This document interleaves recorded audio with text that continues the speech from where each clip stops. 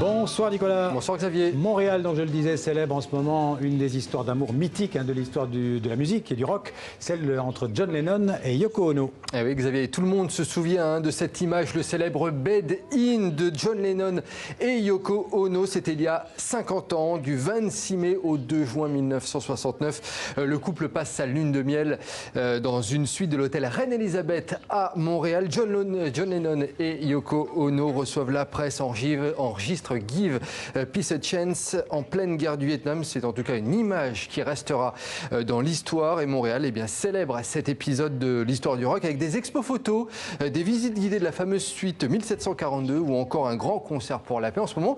Et puis l'occasion aussi de découvrir une exposition à la Fondation Phi, exposition consacrée aux œuvres de la veuve du chanteur des Beatles, visite guidée avec nos confrères de Radio-Canada. Toute une époque.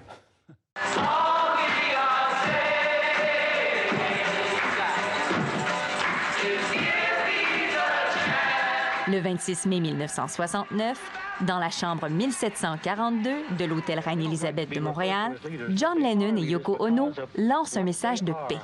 50 ans plus tard, le célèbre Bed In revit dans une exposition intitulée « L'art de John et Yoko ». Il fallait aller plus loin, mettre ça en contexte avec une pratique artistique qui est aussi axée sur l'action-participation. Pour rendre l'expérience vivante, ce voyage dans le temps offre un condensé de témoignages du légendaire événement.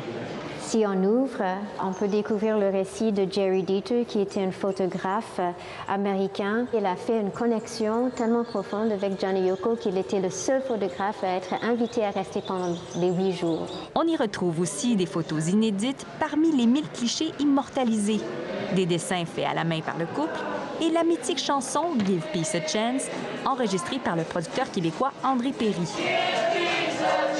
On a toute une salle où les gens peuvent écouter son récit et écouter les chansons telles qu'il les a enregistrées.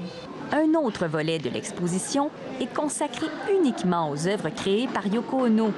Sur un petit carton, juste à côté de l'œuvre, elle donne la marche à suivre. Les instructions viennent de très loin dans sa pratique, où elle voulait vraiment dépasser les limites des disciplines strictes. Elle est considérée une grande pionnière pour l'art conceptuel, l'art contemporain. C'est d'ailleurs cette œuvre qui, à Londres en 1966, a intrigué John Lennon. Il a essayé l'œuvre, il a grimpé sur l'échelle. Il a voulu en savoir plus sur l'artiste. Et le reste appartient aujourd'hui à l'histoire. Voilà, l'expo Yoko Ono Liberté Conquérante, c'est jusqu'au 15 septembre au Centre Phi, donc à Montréal. Et puis Leonard Cohen, il était aussi originaire de Montréal. Certaines des lettres de ce grand chanteur écrites à sa muse vont être vendues aux enchères. Leonard Cohen qui a chanté l'amour passionnément, un amour fusionnel qu'il partageait avec Marianne Hillen. Il lui a même écrit la célèbre chanson So Long Marianne. On la voit d'ailleurs au dos de la pochette du deuxième album de Leonard Cohen. Et voilà qu'une cinquantaine de lettres qu'il a envoyées à son amoureuse sont mises en vente par la maison Christie's. Des lettres écrites sur une période de 20 ans et qui proviennent de la famille de Marianne qui est morte il y a 2 ans. Alors il faut savoir que cette décision de mise en vente ne plaît pas à tous. Beaucoup de fans du chanteur dénoncent une intrusion dans la vie amoureuse du poète. Et puis Nicolas, clap de fin pour le 72e Festival de Cannes. La Palme d'Or va être décernée ce soir. On reviendra largement sur cette remise de prix et sur les vainqueurs demain dans le 64 minutes. Et en marge de la compétition officielle, il y a plusieurs prix qui sont décernés lors d'événements parallèles. C'était le cas cette semaine avec la 4e édition de la Semaine du cinéma positif, fondée et présidée par Jacques Attali. Et le prix du cinéma positif a été attribué au film français Les Misérables de Lady Lee, film en compétition officielle au Festival de Cannes. Mais en fait, c'est quoi exactement cette semaine du cinéma positif? Écoutez Sam Bobino, le délégué général du festival. Il s'agissait de la 4e édition de la Semaine du cinéma positif et qui en fait est un petit festival, j'ai envie de dire, dans le grand festival qui a pour but de mettre en lumière, de valoriser ce que nous appelons le cinéma positif, c'est-à-dire un cinéma lanceur d'alerte qui éveille les consciences, qui fait réfléchir.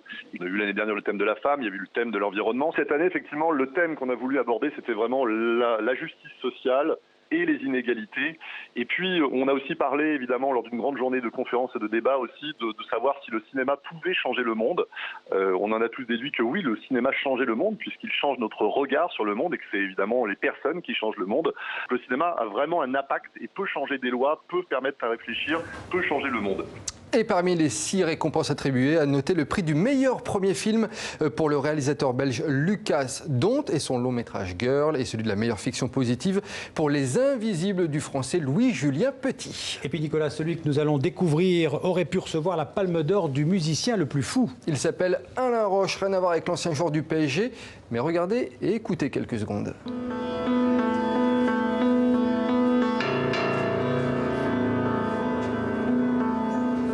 Voilà, le pianiste suisse a réalisé une performance cette semaine en jouant accroché à une grue au-dessus du chantier du parking de l'hôpital à Sion, à plusieurs dizaines de mètres de hauteur. Un concert qui mêle son du piano et bruit du chantier. Le pianiste va poursuivre sa tournée des chantiers dans le pays ces prochaines semaines, voilà, qui est très original.